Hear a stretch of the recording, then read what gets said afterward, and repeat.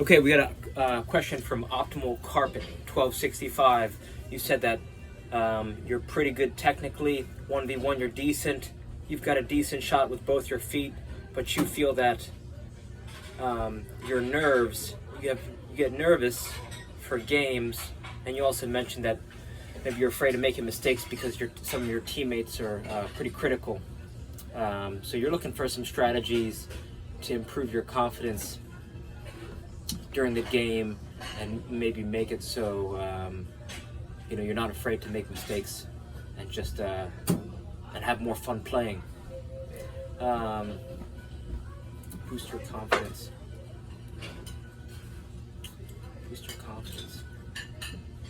Yeah, so the first thing that you want to do is counterintuitively, if you've never been taught how to breathe, if you have no formal breathing training, a good talk to check out is this TED Talk by Dr. Vranich, Vranich. And the reason why I mention that, because she teaches that all mammals in the animal kingdom are belly breathers. Also, that all babies when they're born are belly breathers, and that humans, for whatever reason, they learn belly breathing. They forget how to belly breathe, and over time, if they're not taught how to breathe properly, they lose this ability. So just learning how to belly breathe, it's gonna improve your confidence, and it's gonna improve your awareness and your ability to keep cool on the field, because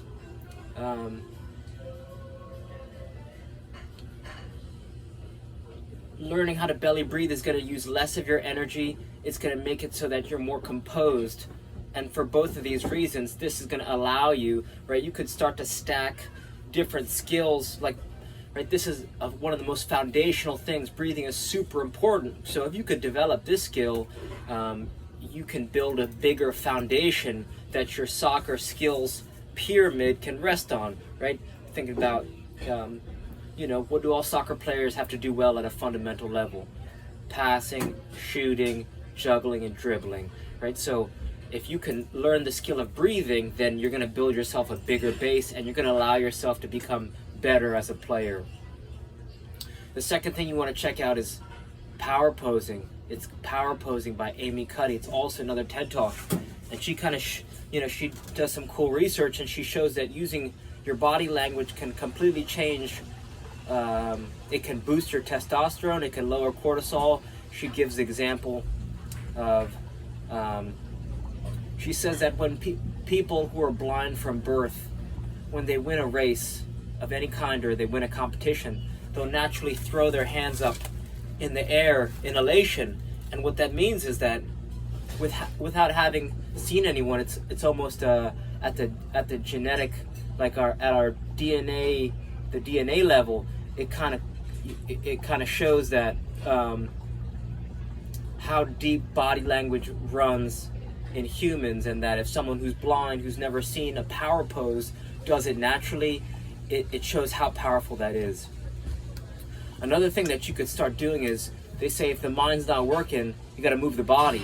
So getting to any game earlier, getting out of your head and into the ball, spending some time juggling, you start to develop a meditative practice just through juggling, right? So if you kind of lose yourself in the ball, and what you're going to gain is not only confidence, but a deeper, you kind of get this, you could start to become more center and relaxed and calmer, right? So in the World Cup final, everyone was making mistakes, right? Whole bunch of mistakes were made. So it's not that the pros don't make mistakes, it's that they're better recovering from them, right? It's part of the game. So it's easy for me to tell you don't be afraid of making mistakes, but as you start to as you go through life, you'll realize that you're going to make a lot of mistakes. You want to start to make different mistakes, right? You don't want to make the same mistake over and over. You want to start to learn from them and make better, newer mistakes. But it's a process, and you can always get a little bit better. So I would say you got to shift from you know, right, I'm someone who gets frustrated with myself pretty quickly. So even me, I've been playing soccer for 27 years, and I still have to remind myself just to, focus on my breathing and just kind of bounce back from, the ups and downs of the game, from life.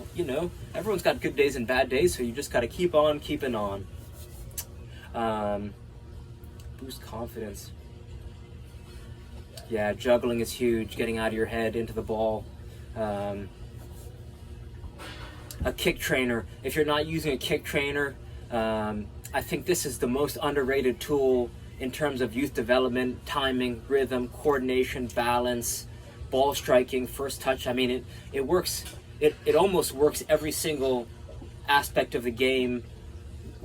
Just a simple ball and a rope. If you're not using one every single day for at least 15 to 20 minutes, I think you're doing yourself a disservice, because it's hyper efficient training. Right, you don't need a training partner. You don't need a wall. You don't need a rebounder. Right, with $24, you could buy one. My favorite is the SKLZ kick trainer. I'm sure that's the cheapest kick trainer online. Or just make one yourself with a size 1 ball and a length of rope. Right, the length of rope should be the distance from your hip bone to your ankle bone, or maybe even a little bit shorter.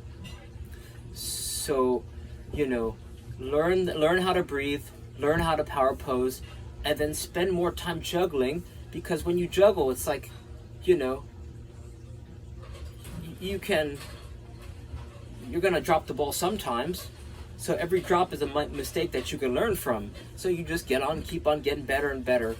Start showing up a little bit early, get into a juggling practice, and just have fun with it, right? Make it effortless, make it fun, make it perpetual, right? Start to bring a ball with you everywhere you go, not just early before games, but to school, to work, to the groceries. Anytime you're walking, you could be dribbling, and anytime you're walking, you could be using a kick trainer or juggling. So try to make it make play a part of your life, and make training perpetual. So I hope some of these ideas help, and reach out with any questions. All right, thank you.